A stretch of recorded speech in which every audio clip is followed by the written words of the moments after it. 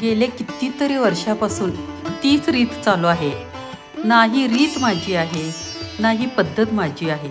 मला माझ्या आईनं शिकवलं, आईला आजीनं शिकवलं आणि अशाच पद्धतीनं आपल्या सण उत्सवाचे आपण कायदेशीर वारसदार आहोत. आपण आपली संस्कृती अशीच वंश परंपरेनं जपली पाहिजे आणि हेच पुढे मी माझ्या सुनेला शिकवलं. आज संक्रांतीच्या सणादिवशी आमच्या घरी संक्रांतीबरोबर वंसासुद्धा पूजला जातो. प्रत्येक सुवासिनीने तिचा तिचा वंसा पूजायचा असतो आणि वंसा पूजन झाल्यानंतर बायकांना हळदी कुंकवाला बोलवलं जातं.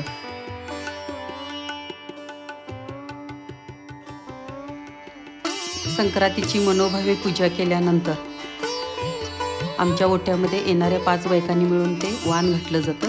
वाणामध्ये 5 धान्य असतात, जसं गहू, हरभरा, हरभऱ्याच्या शेंगा, वाटाण्याच्या शेंगा, पावट्याच्या शेंगा, गाजर आणि भुईमुगाच्या शेंगा हे मिळून जे तयार केलेलं असतं त्याला वाण म्हणतात. हे वाण आमच्या ओटीमध्ये घातलं जातं. कारण हा सण आहे, तिळगुळ घेऊन गोड गोड बोलावे, माणसाला माणसाशी जोडावे, मनातील आखड द्वेष संपवून नव्याने नाते जोडावे.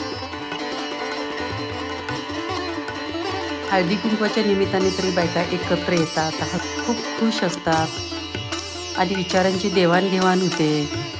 त्या निमित्तानं भेटणं होतं. आता हल्लीच्या जगात जास्त भेटणं पण होत नाही, त्यासाठी असं काहीतरी निमित्त लागतं आणि हळदी कुंकू एक माध्यम आहे. मकर संक्रांतीला सूर्य मकर राशीत प्रवेश करतो. सूर्याचे उत्तरायण चालू होते, म्हणजेच सूर्य उत्तर दिशेला जातो.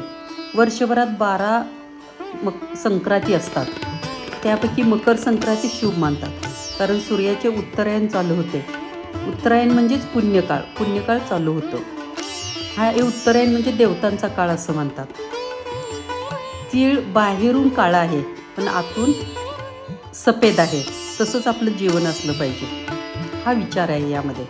आणि पूर्ण ब्रह्मांडात विचार केला तर आपलं जीवन हे तिळा एवढं छोटं आहे. आपण किती छोटं आहोत, पण तिळाबरोबर गूळ घेतला तर आपण मिठे पण बनतो. छोटे बनो पर मीठे बनो तो बडे बन जाओगे, हा संदेश या सणातून दिला जातो.